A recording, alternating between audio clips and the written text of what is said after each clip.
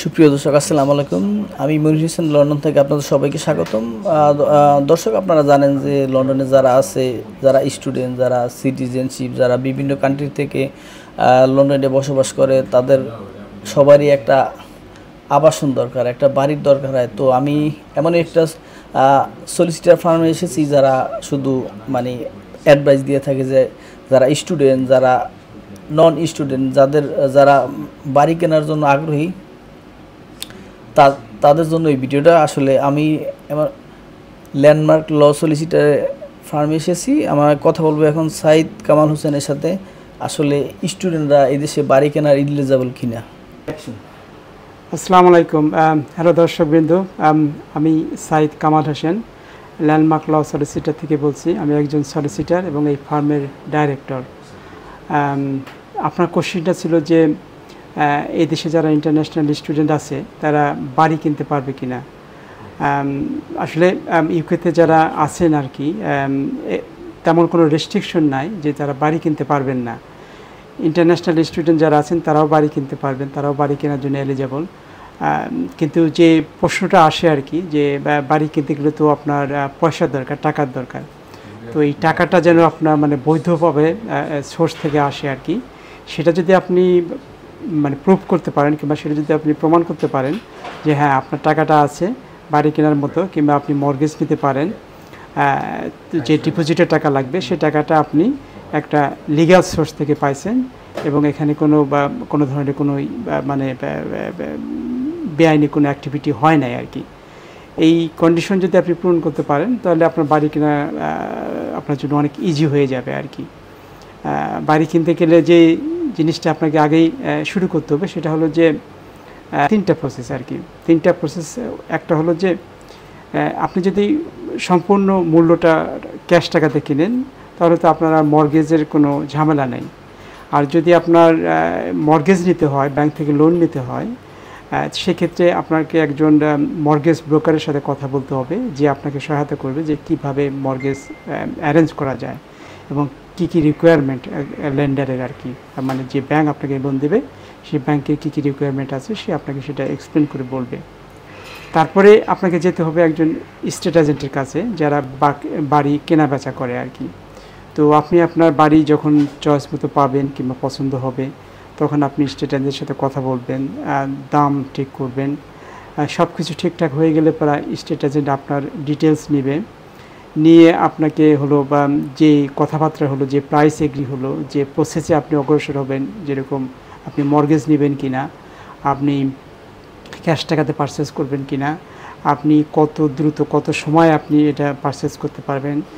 Maximum সাধারণত আপনার 2 থেকে 3 মাস সময়টা সবাই প্রেফার করে, সবার জন্য কনভিনিয়েন্স আর কি এই টাইমটা আর কি।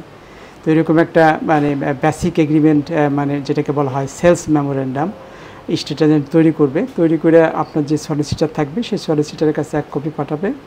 আর সেলারের যে সলিসিটার থাকবে, যে বাড়ি বিক্রেতা, তার যে সলিসিটার থাকবে সেই সলিসিটারের কাছে 1 কপি পাঠাবে। তখন দুই পক্ষের সলিসিটার আপনাদের মানে যে বাড়ি বিক্রি করবে এবং যে বাড়ি কিনবে তাদের সাথে যোগাযোগ করবে, এবং তারা এস্টাবলিশ করবে যে আপনি কে। ধরেন আপনার পাসপোর্ট যখন নেবে তারা, আপনার প্রুফ অফ অ্যাড্রেস নেবে, আপনার প্রুফ অফ ইনকাম নেবে, আপনি টাকাটা কোত্থেকে পাইছেন সেই সোর্সটা আপনাকে নেবে। এই সব কিছু ঠিকঠাক করার পরে ওই আপনি যে বাড়ি কিনতেছে তার সলিসিটার তখন, যে বিক্রেতা তার সলিসিটারের সাথে যোগাযোগ করবে যে হ্যাঁ আমার ক্লায়েন্ট, আমি কাজ করতেছি, সে বাড়ি কিনবে, আমাকে তোমার ক্লায়েন্টের মানে বিক্রেতার কাগজপত্র, বাড়ির কাগজপত্র সব কিছু এখন দাও।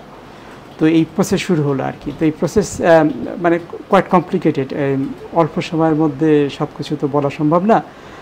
যেভাবে কাজটা হয় আর কি, যে সেলার সলিসিটার মানে বিক্রেতার সলিসিটার আপনার কাগজপত্র যখন পাঠাবে তখন সে কাগজপত্রগুলো আপনার সলিসিটার চেক করবে, দেখবে যে কোথাও কোনো ভুলভ্রান্তি আছে কিনা, সব ঠিকঠাক আছে কিনা।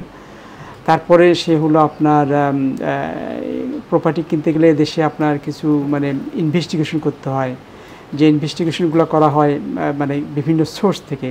একটা আছে লোকাল অথরিটি সোর্স, একটা আছে আপনার ওয়াটার ড্রেনেজ অথরিটি, আরও আছে আপনার এনভায়রনমেন্ট। বেসিক্যালি সব কাগজপত্রই আর কি মানে অনলাইনে করা হয় এখন।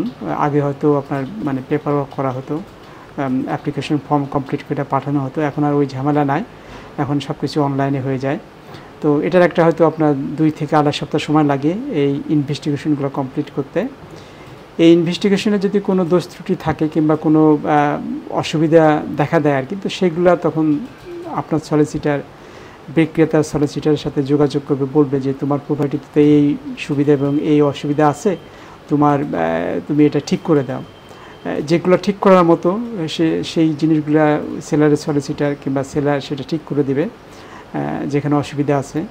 আর যেগুলো ঠিক করার মতো না, অনেক সময় হচ্ছে আপনার কি বলে, আপনার একটা ইন্স্যুরেন্সের অ্যারেঞ্জ করে আর কি, যে যদি ফিউচারে কোনো অসুবিধা হয় এই জিনিসগুলো নিয়ে, ইন্স্যুরেন্স সেটা মানে আপনাকে কভার করবে, মানে তার ক্ষতিপূরণ তারা দিতে প্রস্তুত থাকবে।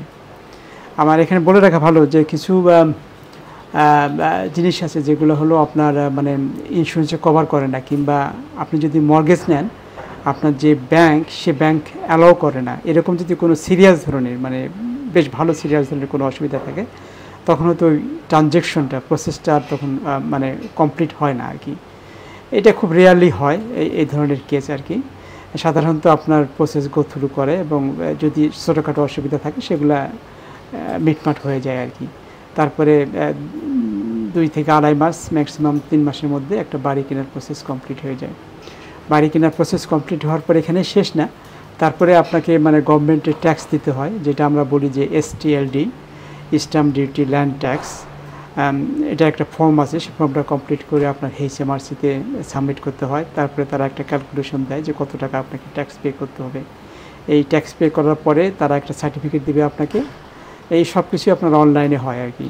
তো ওই সার্টিফিকেট দিয়ে তারপরে আপনি ল্যান্ড রেজিস্ট্রিতে আপনার সলিসিটার তখন অ্যাপ্লিকেশন করবে বাড়িটা আপনার নামে রেজিস্ট্রেশন করার জন্য। এই ল্যান্ড রেজিস্ট্রি অ্যাপ্লিকেশনটা অনেক সময় বেশ সময় নেয়, আবার কখনো কখনো খুব কুইকলি তারা করে ফেলে আর কি। তো যখন সলিসিটার অ্যাপ্লিকেশন করবে তখন একটা সময় ল্যান্ড রেজিস্ট্রি আপনাকে বলে দিবে যে তোমার অ্যাপ্লিকেশন কমপ্লিট হতে 3 মাস কিংবা 6 মাস, অনেক সময় দেখা যায় ক্ষেত্র বিশেষে 1 বছরের সময় লেগে যেতে পারে আর কি, এই কাগজ নাম ঠিক হতে আর কি। হয়ে গেলে পরে আপনি তখন আপনার বৈধ কাগজ থাকবে, বাড়ির মালিক তখন আপনি হবেন আর কি। এই হলো খুব সংক্ষিপ্ত বিবরণ আর কি।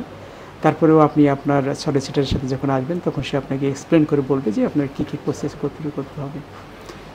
অসংখ্য ধন্যবাদ আমার কথা শোনার জন্য। Thank you very much.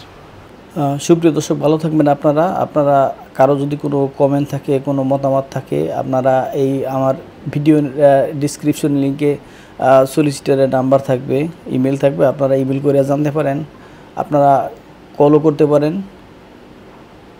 সবাই ভালো থাকবেন। Monir Hossain, London, BDTV, Whitechapel, যুক্তরাষ্ট্র।